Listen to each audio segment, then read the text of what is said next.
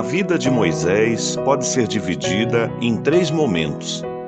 A cada 40 anos dos seus 120 anos de vida nesta terra, Moisés experimentou uma fase. A fase do eu posso, a fase do eu não posso e a fase de com Deus eu posso. A primeira parte nós vamos ler no livro do Êxodo, capítulo 2, a partir do verso 11, onde está escrito: Naqueles dias, sendo Moisés já homem, saiu a seus irmãos e viu os seus labores penosos, e viu que certo egípcio espancava um hebreu, um do seu povo. Olhou de um e de outro lado, e vendo que não havia ali ninguém, matou o egípcio e o escondeu na areia. Saiu no dia seguinte, e eis que 2 hebreus estavam brigando, e disse ao culpado: Por que espancas o teu próximo? O qual respondeu: Quem te pôs por príncipe e juiz sobre nós? Pensas matar-me como mataste o egípcio? Temeu, pois, Moisés e disse: Com certeza o descobriram. Informado desse caso, procurou o Faraó matar a Moisés. Porém, Moisés fugiu da presença de Faraó e se deteve na terra de Midian. Os primeiros 40 anos da vida de Moisés é uma fase em que nós podemos aprender logo no seu nascimento o cuidado de Deus para com ele. Tudo o que vai acontecer ao longo desses 120 anos da vida de Moisés, tudo estava no controle da vontade de Deus.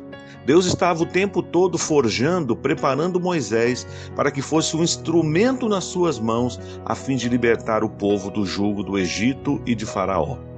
Mas nesses primeiros 40 anos, vemos lá logo no início, no livro do Êxodo, o decreto de Faraó de que os meninos deveriam ser mortos. As mulheres, então, elas estavam aflitas porque seus filhos poderiam ser a qualquer momento sacrificados. A mãe de Moisés o guarda o quanto pôde, mas ela precisou um dia também colocá-lo dentro de um cestinho, calafetando por dentro e por fora.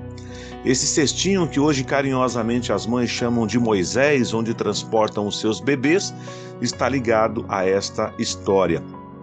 A sua mãe coloca a criança próximo ali à margem do rio. Miriam, sua irmã, fica de longe observando, até que as servas da filha de Faraó observam aquele cestinho. Veio uma criança chorando dentro daquele cestinho e levam até a filha de Faraó.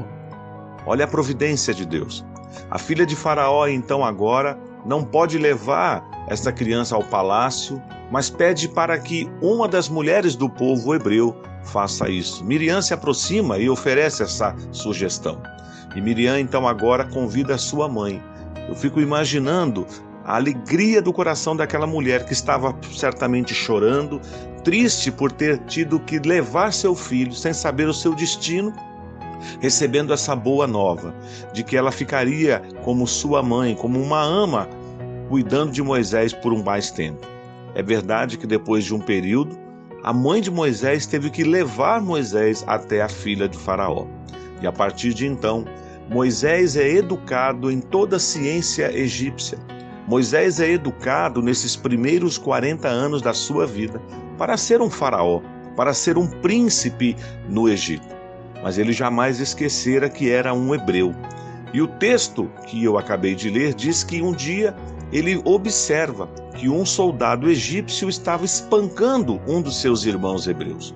Ali ele é tomado de um ímpeto e ele então vai e fere aquele soldado egípcio vindo a matá-lo.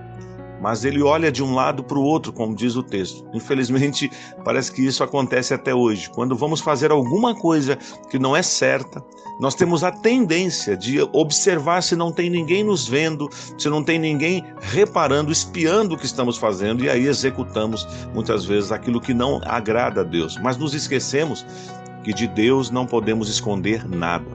Moisés então mata o soldado egípcio, esconde-o na areia. Mas no dia seguinte, ele se depara com uma outra situação. Agora, 2 irmãos hebreus estão brigando, discutindo. E ele então se interpõe, dizendo: não façam isso, não fira o teu próximo. E um deles diz: você vai me matar também, como fez ontem com o egípcio? Diante disso, Moisés percebeu que haviam descoberto o seu crime. E ele foge, porque Faraó também fica sabendo disso. E ele vai se deparar no período das terras de Midian. Esta primeira fase da vida de Moisés é a fase do eu posso. Moisés talvez achou que ele podia resolver aquela situação ao seu modo, do seu jeito. Existem momentos na nossa vida em que nós queremos resolver as coisas do nosso jeito. Não consultamos ninguém, muito menos ao Senhor, não pedimos orientação aos nossos conselheiros. Simplesmente, às vezes, declaramos: eu sei o que eu estou fazendo, eu não preciso do conselho de ninguém, vou fazer e pronto. Nesta fase, muitas vezes, como diz um ditado popular, quebramos a cara, porque nós não queremos nos submeter à orientação de pessoas mais velhas, de pessoas mais experientes e, sobretudo, não nos submetemos à orientação de Deus. Muitas pessoas estão nesta fase, a fase do eu posso, eu faço, eu aconteço.